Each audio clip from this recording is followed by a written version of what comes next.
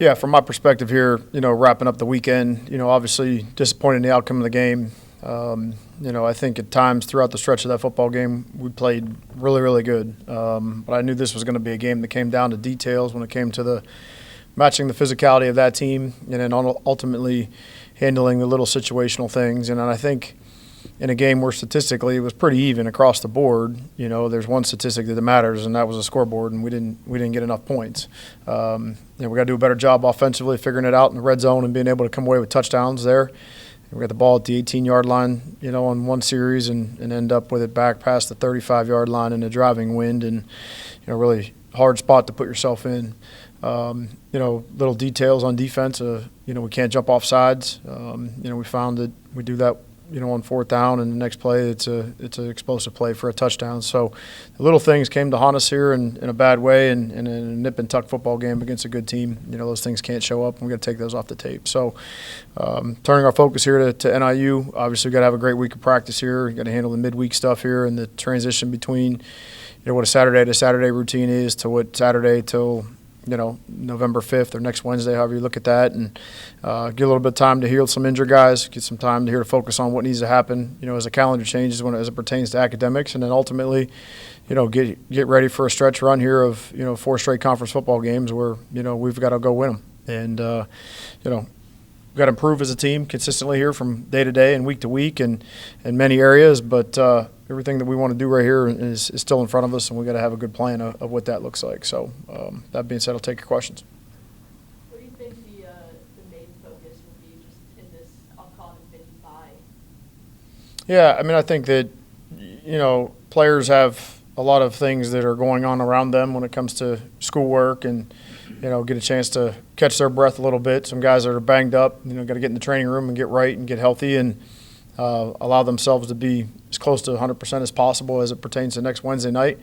The staff, we got to do some heavy lifting here on what it looks like for, the now, and then we're using these couple practices here, prior to getting totally involved in the game week on, working on some of our younger guys and some skill development things that, where I feel like our fundamentals have caught up to us here a little bit in the sense that got to get back to some of the basic things. So, a complicated puzzle, if you would, but, and a lot of moving parts, but, there isn't a day off if that's, I guess is probably the best way of putting it. Let's talk about, the key in a lot of these road games, or really all of them, is third down conversions. I wrote down 7 of 17 at Kentucky, 5 of 18 at Western Michigan, 3 of 13 at BGSU, and 6 of 16 at Washington State. Just what from a coaching perspective is the adjustment that's needed to correct that, especially on the road? Well, I think you can always look yourself in the mirror and try to put your team in better situations. That's first and foremost. Secondly, when we have the opportunity to make the plays that we got to make them. And you can't. The last thing I think, and it pertains to all phases, or both sides of the football, like you can't gift anybody anything in those scenarios. You can't give up a sack. You can't jump off sides. You can't. You can't fail to do your job in a critical moment. So, some players have been in those situations before. Others have not, on a consistent basis. So, we've got to own those. We've got to continue to put our guys in positions in those positions in practice and make it hard on them and make it strenuous on the coaches and the players to be better in those scenarios. We got to do a better job. No matter what the outside noise might be, how do you focus your team on the now and the present? Just kind of drown all of that out after a week like this past Saturday. Well, I think that if you don't talk about focusing on the now in January and you just start to talk about it in the end of October, that's going to be a really hard message to hit home for anybody. So, look, I'll say it again. I don't pound my chest here after wins, and I'm not going to bury my head in the sand after a loss. We have to tell ourselves the truth in both scenarios. We have to find the good in both scenarios. We have to identify the bad in both scenarios, whether it's a picture of adversity or it's a picture of prosperity. There's a truth to be told that is not totally on one side or the other. So we've got to do a good job as a staff to relay that message to our players. Our players' challenge of living in the now is harder right now at this time of the year for a senior player than it is at the beginning of the year. Many of these guys are, where are you going to be in January? Where are you going to live at? My lease of my apartment's up. School's ending. I'm graduating. I've already graduated. Where am I going to be at? What's that going to look like?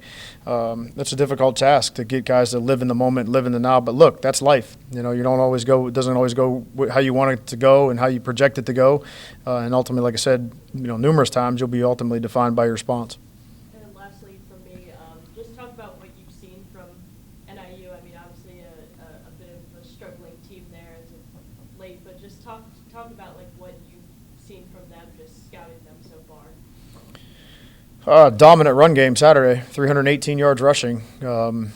That's not struggling. That's dictating the pace of the football game and, owning the line of scrimmage and, to get a win, an in-conference win. So physical team that's going to try to impose their will on you. They're going to line up. They're going to try to hit you in the mouth and move the chains, in an aggressive, tough, manner. And, we've had a lot of battles here, over my time at Toledo with this football team. So I know what you're getting. I know what Thomas Hammock preaches and tries to instill in his kids about the physical toughness of what a football team and what a game should look like. And that'll be a tremendous challenge for us. Looking at Wednesday night, I know the athletic department has done a good job of trying to get people in. Obviously, Wednesday nights are tough to get people in. But what are you anticipating in terms of a crowd, but also knowing that this is the one home game during the week that you guys have on season? Yeah, I think that, these are rare opportunities, to be able to showcase our university and showcase our city on a national stage. There's, most games are all games are televised, but you don't get the prime time spot where there's, maybe one other game, on per night. And you've seen that the last couple of weeks with some of the, Conference USA or Sun Belt games that have been going on in the midweek. Like, this is a big deal for, G5 football. This is an opportunity to showcase your team to potential recruits. It's an opportunity to showcase your city and your university to whoever may be watching out there. This is going to reach a lot of people in a lot of different homes. So hopefully it's a great crowd. Hopefully we do a great job of handling our part and putting a great product on the field, and it's a win for everybody. Yeah, and you mentioned obviously continuing to grow and adjust as a team. You guys have played very well at home. Does that kind of add any, I guess, more, not confidence, but just affirmation knowing that you guys have played so well already to the level? Again, I think we look at it as looking ourselves in the mirror on what has to get fixed, what has to be done to play better, no matter where the game is at. We've had some one-sided wins at home, but there's been a lot of mistakes in those games too, and I think if you don't pay attention to those things, you don't have a chance to, to improve. And, we're striving to improve each and every week, and that's, really our focus has been on that. And I don't think you have time or, it's foolish to waste energy in putting it anywhere else. You talked about the week grind Saturday. You're transitioning to MACtion, like she said, with the mini bye. Was the trip to Washington State kind of like a positive to get that time change, get out of the regular routine, and then get back to now MACtion? Yeah, I don't know. I don't know. We got home at 3 o'clock on Saturday night, and I was in here at 7. So I don't, it is what it is from a coach's perspective and what the routine looks like and how that goes. The players, same thing. Their routine is the routine. Obviously having a little bit of time you wouldn't want to take that trip and play on a 7-day window. If that's what you're referring to. So, that game being where it happened to fall in the schedule versus not playing until November 5th is definitely, a needed break off the back end of that trip. So, but challenges are what they are. You got to dissect the tape. You got to see what your opponent is going to put on tape and what they're going to present to you, and put your guys in position where hopefully they can go play very well and you can get a win. Good. Thank you. Thanks, Chris.